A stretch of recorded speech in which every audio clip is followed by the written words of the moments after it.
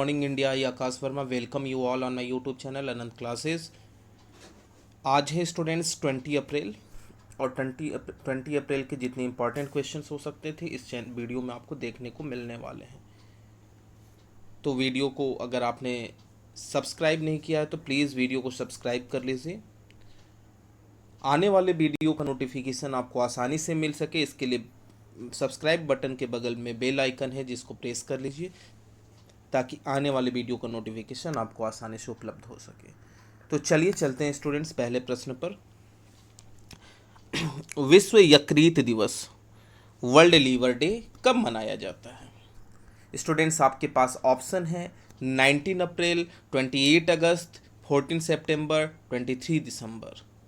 Students जैसा आप सभी जानते हैं कि 28 अगस्त को स्पोर्ट्स डे मनाया जाता है। कौन सा डे? Sports day. स्टूडेंट्स आपको 14 सितंबर पता है कि हिंदी डे है, राष्ट्रीय हिंदी दिवस। और 23 दिसंबर है पता आपको फार्मर डे, किसान दिवस, मनाया जाता है चौधरी चरण सिंह के उपलक्ष्य में। आपको 19 April will be the correct option. 19 April correct option will be 19 April, जिस दिन यकृत दिवस मनाया जाता है, liver day. 19 April world liver day, students याद रखिएगा। अगला प्रश्न है 2022 में कतर में होने वाले फीफा विश्व कप के लिए क्वालिफायर मुकाबले होंगे। देखिए, क्वालिफायर मुकाबले तो मार्च के लास्ट वीक में ही होने वाले थे, लेकिन कोविड-19 के कारण, कोरोना वायरस के कारण इसको आगे तक टाल दिया गया। तो किस महीने तक टाल दिया गया? आपके पास ऑप्शन है अक्टूबर, सितंबर, मार्च, अप्रैल। तो स्टूडेंट्स इसको टाल दिया गया है सितंबर मंथ तक। अब ये क्वालिफायर मुकाबले कब होंगे? सितंबर में होंगे। स्टूडेंट्स याद रखिएगा। अब देखिए, फीफा का जो फुल फॉर्म होता है federation international the football association. Federation international the football association, ये फीफा का फुल फॉर्म है। Federation international the football association, FIFA. सिद्धांत क्या है? For the good of the game.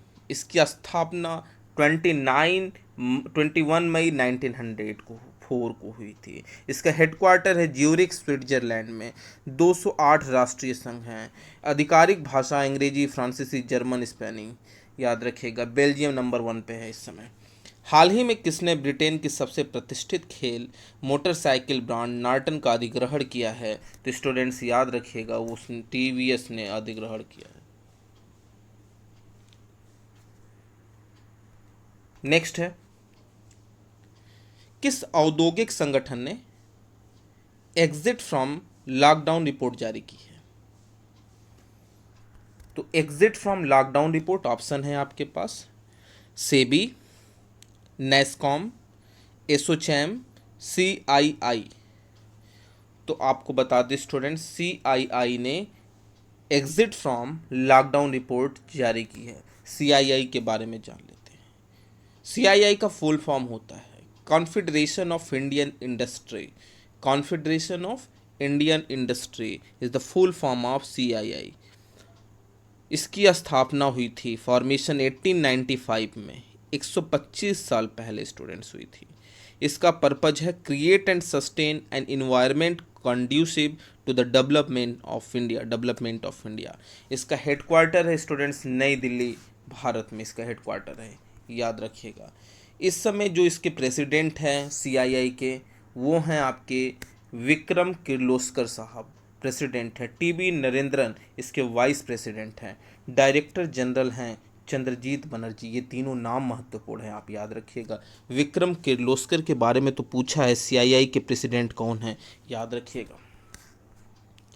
संगठन, किस संगठन ने, यहाँ पे डबल हो गया स्टूडेंट्स, किस संगठन ने नियर बाय स्पॉट लॉन्च किया है? तो आपको बता दें, ऑप्शन है अमेजॉन, गूगल, फ्लिपकार्ट और स्नैपडील। तो स्टूडेंट्स करेक्ट ऑप्शन होगा गूगल। क्या होगा करेक्ट ऑप्शन? गूगल। गूगल ने लॉन्च किया है near by spot. Near by spot याद रखिएगा। नियर बाय स्पॉट किसने लॉन्च किया है? गूगल ने। हाल ही में किसने Mapusa urban cooperative bank of Goa limited का लाइसेंस रद्द कर दिया है? तो स्टूडेंट्स आपको आपके पास ऑप्शन है SBI, RBI, bank of Baroda, IDBI। तो Mapusa urban cooperative bank of Goa limited का लाइसेंस रद्द कर दिया है रिजर्व बैंक ऑफ इंडिया ने। Reserve bank of India licence देने का कार्य करता है। Reserve bank of India headquarter Mumbai है। इसकी स्थापना 1 अप्रैल 1935 को हुई थी। इसको याद रखिएगा। मैंने कल बताया था कोविड-19 महामारी के कारण राष्ट्रीय बंद के दौरान कार्य करने वाले डाक कर्मचारियों को कितने रुपए का मुआवजा दिया जाएगा। स्टूडेंट्स ऑप्शन है 5 लाख, 5 लाख, 20 लाख, 10 लाख, 15 लाख। तो स्टूडेंट्स जो राष्ट्रीय बंद के दौरान, लॉकडाउन के दौरान जो कार्य करने वाले डाक कर्मचारी हैं, उनको गवर्नमेंट ने 10 लाख रुपए की बीमा राशि देने की घोषणा की है। 10 lakh will be the correct option. अगला प्रश्न, SS कोरोना ऐप किस राज्य सरकार द्वारा लागू किया गया है। छत्तीसगढ़, महाराष्ट्र, पंजाब, नई दिल्ली। स्टूडेंट्स आपका करेक्ट ऑप्शन होगा नई दिल्ली। SS कोरोना ऐप किस राज्य सरकार द्वारा लागू किया गया है, तो नई दिल्ली। नई दिल्ली के चीफ मिनिस्टर का नाम है आपका अरविंद केजरीवाल। चीफ मिनिस्टर कौन है, अरविंद केजरीवाल है इस समय। गवर्नर, लेफ्टिनेंट गवर्नर कौन है LG इस समय, अनिल बैजल साहब हैं इस समय वहाँ के कौन, लेफ्टिनेंट गवर्नर। स्टूडेंट्स दिल्ली में विधानसभा की 70 सीटें हैं, 70 सीट्स। लोकसभा की 7 सीट्स हैं और राज्यसभा की 3 सीट्स हैं इस समय। तो अभी हाल ही में विधानसभा के चुनाव हुए थे जिसमें दोबारा मुख्यमंत्री बने केजरीवाल साहब। तो इसको भी याद रखिएगा। Chief minister Arvind Kejriwal, lieutenant governor Anil Baijal, और लोकसभा की 7 सीट्स हैं, राज्यसभा की 3 सीट्स हैं और विधानसभा की 70 सीट्स हैं। अगला है स्टूडेंट्स, निम्नलिखित में से किस राज्य में लगभग 43 लाख क्विंटल अनाज का वितरण हुआ है। तो आपको स्टूडेंट्स बता दें 43 लाख क्विंटल अनाज का वितरण अभी हाल ही में महाराष्ट्र में हुआ है। क्लियर है।